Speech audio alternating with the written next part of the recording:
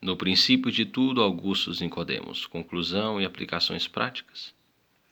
Primeiro gostaria de dizer a você, receba esse relato pela fé. Não se trata de um relato científico. Não coloque a ciência em rota de colisão com a narrativa de Gênesis, pois o propósito da Bíblia não é fazer um relato científico de como tudo começou. O que a Bíblia está dizendo é que Deus é o autor de tudo. Não existe nada que não tenha sido criado por Deus. E a ciência não pode postular nada que seja contrário a isso.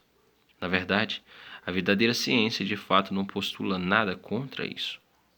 Portanto, você precisa saber diferenciar entre a verdadeira ciência e o materialismo naturalista que tem dominado pesquisadores e cientistas hoje em dia, o qual já parte do pressuposto de que Deus não existe.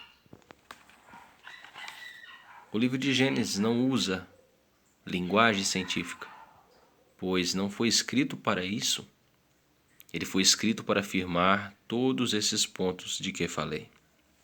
Que a matéria não é eterna, pois teve um princípio.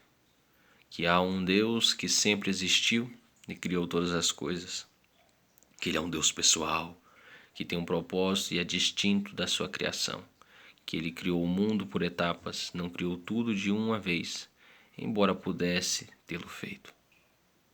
Mas criou por etapas para mostrar que Ele é um Deus de ordem, que organiza todas as coisas.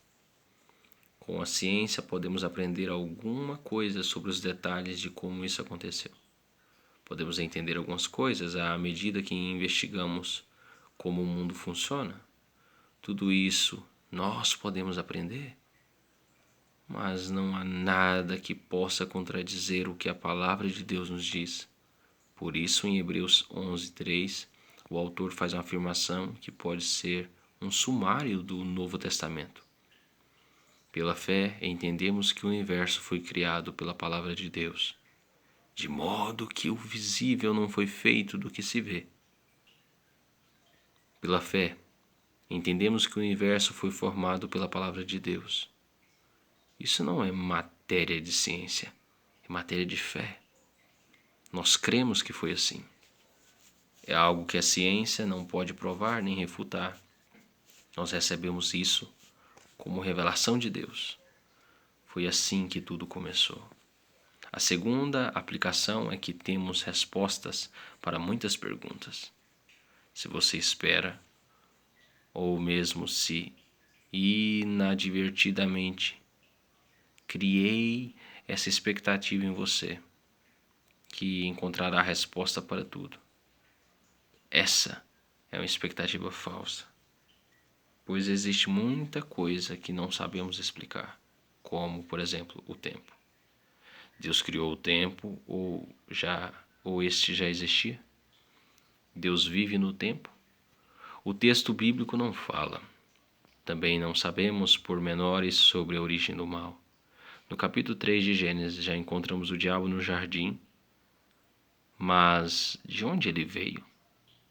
Quando os anjos foram criados? O texto bíblico não diz. E nós vamos ficar com o que o texto diz.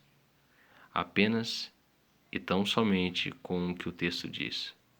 Sobre aquilo que o texto se cala, vamos nos calar também, pois não temos respostas para essas questões.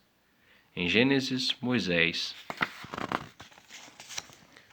está informando os israelitas sobre aquilo que eles precisavam saber para entrar na terra prometida com segurança e poderem dizer: esta terra é nossa por direito.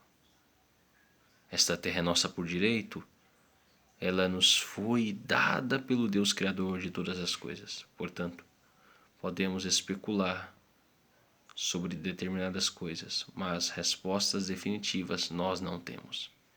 A terceira aplicação é que Gênesis nos foi dado para sabermos quem é Deus, o que é o mundo, porque somos maus, porque precisamos de redenção, bem como para nos preparar para a glória eterna. Leia Gênesis com olhos de cristão, evangelicamente, vendo nesse relato o propósito redentor de Deus. De qualquer forma, esses versículos iniciais do livro de Gênesis ensinam que algumas visões de mundo não são incompatíveis com a fé cristã e que não dá para conciliá-las. Por exemplo, a visão de que o mundo é dominado por duas forças, o bem e o mal, às vezes chamada de dualismo ou maniqueísmo, é completamente incompatível com a fé cristã. Só existe um Deus no domínio de tudo. Só existe um Deus no domínio de tudo. A visão que algumas pessoas têm de Satanás tem o mesmo poder de Deus, como se ele fosse um Deus ao contrário, vai contra tudo o que vemos em Gênesis ou na Bíblia em geral. Há um só Deus, Satanás é um anjo caído, criado por Deus. Como ele caiu, não sabemos ao certo, mas ele nunca, jamais é igualado a Deus. Ou mesmo a ideia da eternidade, da matéria, ou seja, que a matéria sempre existiu. Também é preciso ter fé para acreditar nisso. Portanto, em vez de crer nessas coisas, prefiro crer num Deus Criador, como este que é retratado em Gênesis. Outros vão dizer que o mundo se autogerou, que de repente, do nada, puf, apareceu alguma coisa. Mas vamos e venhamos. É preciso mais fé para acreditar nisso do que para acreditar no relato de Gênesis, não acha? Esse argumento de que o mundo se autogerou do nada tem sido usado por alguns cientistas de hoje, pois para muitas pessoas, para muitas coisas, eles não têm explicação.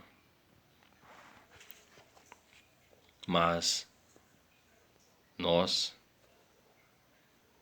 adoramos ao Deus Criador, Supremo, Soberano do Universo, conforme nos é dito na Bíblia, que nos curvemos diante dele e o adoremos.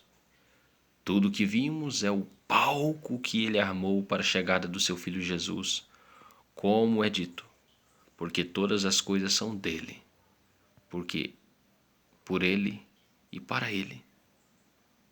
Porque todas as coisas são dele, por ele e para ele. A ele seja a glória eternamente. Amém.